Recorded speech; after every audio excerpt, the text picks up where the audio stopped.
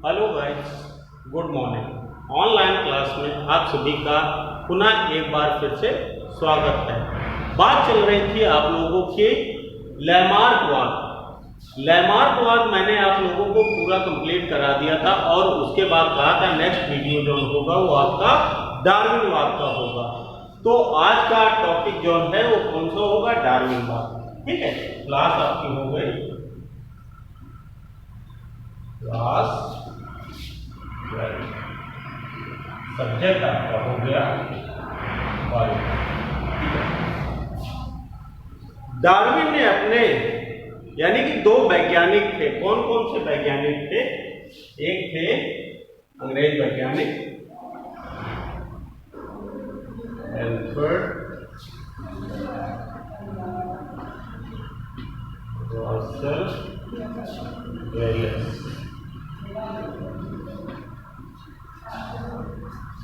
एक तो वैज्ञानिक थे एल्फ्रेड रसेल वेलेस, ठीक है, और दूसरे वैज्ञानिक थे चार्ल्स रॉबर्ट डार्विन। दूसरे वैज्ञानिक कौन थे? Charles Robert Darwin. इन दोनों ने स्वतंत्र रूप से, दोनों वैज्ञानिकों ने स्वतंत्र रूप से जीवों की उत्पत्ति के बारे में अपने अपने निष्कर्ष निकाले और उन निष्कर्षों को इन्होंने क्या किया कि डार्विनवाद के रूप में प्रस्तुत किया। किस रूप में प्रस्तुत किया? डार्विनवाद के। ठीक है, तो यही चीज आती है आपकी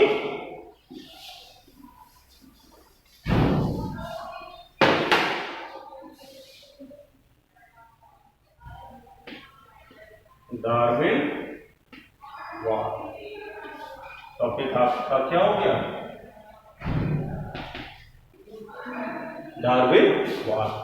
ठीक है, अब डार्विनवाद क्या चीज है, कैसे हुआ, इस विषय में आप लोगों को बताता हूं। तो बात चल रही थी बच्चों डार्विनवाद की। किसकी बात चल रही थी? डार्विनवाद। तो डार्विन के अनुसार, डार्विन ने अपना जो मत प्रस्तुत किया उसके अनुसार क्या था? डार्विन के अनुसार प्रकृति इस प्रकार के बाय नेचर जो है, ठीक है, जंतु और पौधों का चयन करती है। यानी कि प्रकृति अपने अनुसार अपने जीवों का चयन कर लेती है कि वह जीव उस वातावरण में रहने के लिए अनुकूलित हो।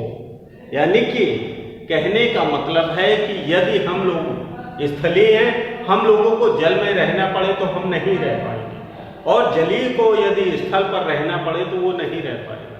लेकिन उभयचर वर्ग के, ठीक है, जंतु जल और स्थल में दोनों में रह सकते हैं, क्योंकि प्रकृति ने उनके शरीर को इस प्रकार का बना दिया है। ठीक है, तो वही चीज आ रही है, ठीक है, उस वातावरण में रहने के लिए अनुकूलित हो और संरक्षित हो जाए, यानी कि उनसे लड़ने के लिए भी उनका जीवन यापन हो सके। और वह जीव, यहां पर एक चीज भी दे दी है, और वह जीव जो कम अनुकूलित होते हैं, जो उस अनुकूलन में नहीं रह पाते हैं, वे क्या होते हैं? नष्ट हो जाते हैं। क्या होते हैं? नष्ट हो जाते हैं। ठीक है, प्राकृतिक चयनवाद को समझने के लिए डार्विन ने अपने विचारों को अपनी पुस्तक, और डार्विन की एक पुस्तक भी है, कौन सी? On the origin of species by means of natural selection. इस पुस्तक में इन्होंने अपने विचारों को प्रस्तुत किया। इन विचारों को इन्होंने अपनी जो उनकी पुस्तक थी, ठीक है, उस पुस्तक में क्या किया? प्रस्तुत किया है। ठीक है, तो ये चीज आपको यहां पर अंडरलाइन भी कर लेनी है। ये क्या है? डार्विन की पुस्तक का नाम है। ठीक है, तो ये है डार्विनवाद। अब इसके अनुसार ये तो हो गया डार्विनवाद। अब डार्विनवाद के अनुसार क्या क्या चीजें इन्होंने सामने रखी।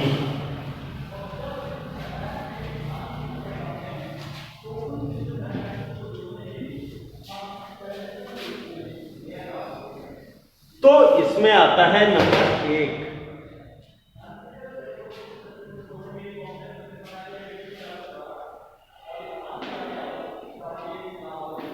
संख्या में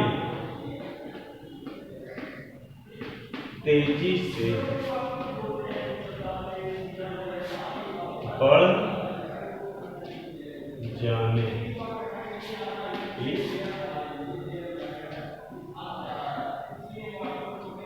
प्रवृत्ति। संख्या में तेजी से बढ़ जाने की प्रवृत्ति। अब इस विषय पर मैं आप लोगों को बोलता जा रहा हूं और आप लोग थोड़ा सा नोट कर लेना। लिखिए,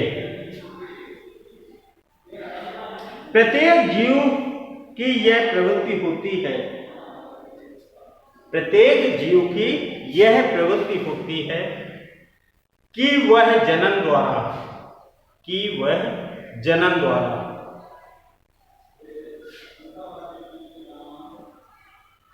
अपनी संतानों को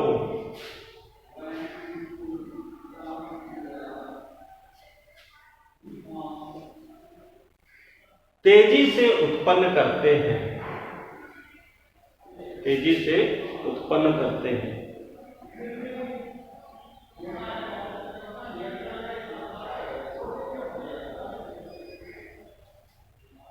परंतु वे सभी जीवित नहीं रह पाते, परंतु वे सभी जीवित नहीं रह पाते।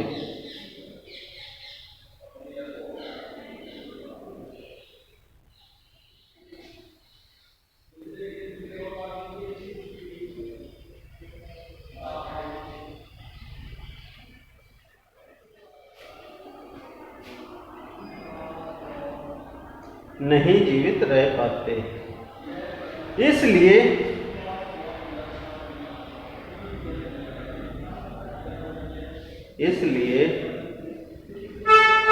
उत्पन्न सभी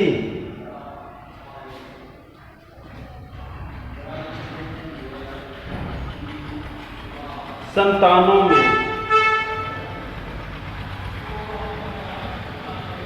रहने तथा खाने के लिए संघर्ष होता है,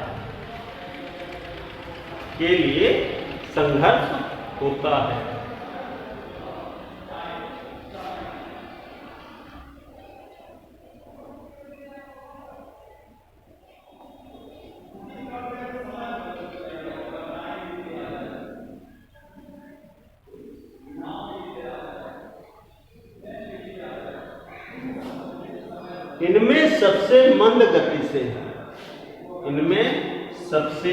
मंद गति, कौन सी गति? मंद गति से प्रजनन करने वाला हाथी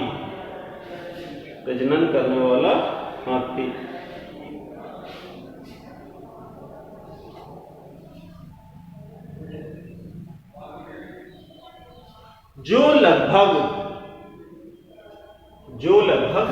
100 वर्षों तक जीवित रहता है, लगभग 100 वर्षों तक जीवित रहता है और 30 वर्ष की आयु में वह प्रजनन के लिए परिपक्व होता है। 30 वर्ष की आयु में वह प्रजनन के लिए परिपक्व होता है और 90 वर्ष तक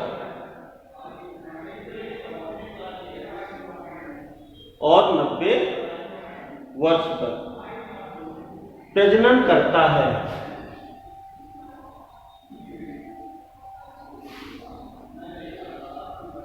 इस बीच में लगभग 6 से 7 बच्चों को जन्म देता है।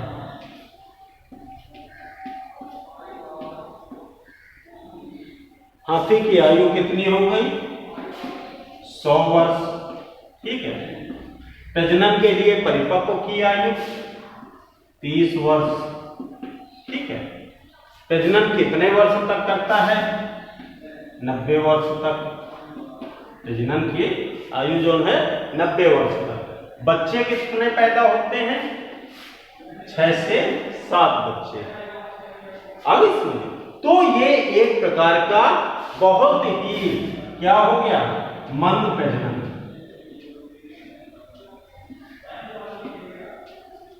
कैसा हो गया? मंद प्रजनन। ठीक है। अब इसी के ठीक एवज में हम जाते हैं दूसरी ओर, जहां पर एक एग्जाम्पल हम ले लेते हैं। ठीक है।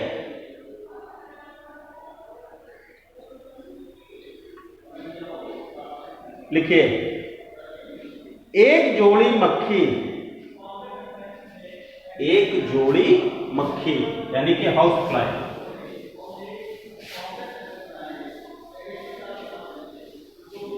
अप्रैल से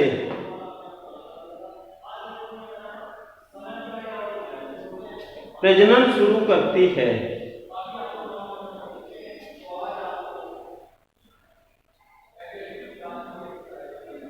और उसका प्रत्येक अंडा जीवित रहता है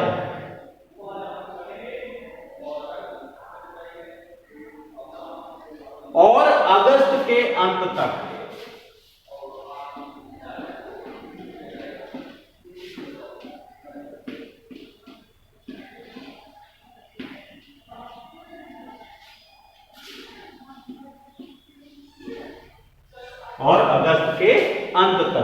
कितने बच्चे आ जाएंगे? 191 into 10 की पावर 18। इतने, अब आप समझ सकते हैं, इतने जो है मक्खियां पैदा होती हैं। जैसे इसमें टोड मेढक आप लोगों ने देखा होगा। ठीक है। टोड मेढक जो है समथिंग एक बार में 12,000, ठीक है, 12,000 अंडे देता है। तो ये बात है प्रजनन की। जैसे समुद्र का एक सीप जोन होता है, सीप आप लोगों ने देखा होगा। ठीक है। वो 60 लाख अंडे प्रतिवर्ष देता है। कितने? 60 लाख। क्या है? 35 वर्ष। तो ये कंडीशनें आती हैं, ये आपको मैंने बता दिया। ठीक है। संख्या में तेजी से बढ़ जाने की प्रवृत्ति, किसी में मंद प्रजनन होता है, किसी में तीव्र प्रजनन होता है। ठीक है। तो आपको हाथी का भी मैंने बताया और मक्खी का भी बताया, सीप का भी बताया। अब इसके बाद आता है नंबर 2, सीमांत कारक।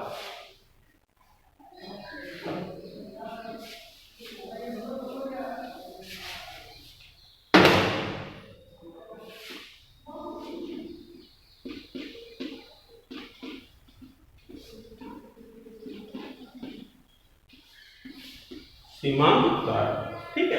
अब इस हेडिंग को मैं नेक्स्ट वीडियो में आप लोगों को शेयर करूंगा। Thank you.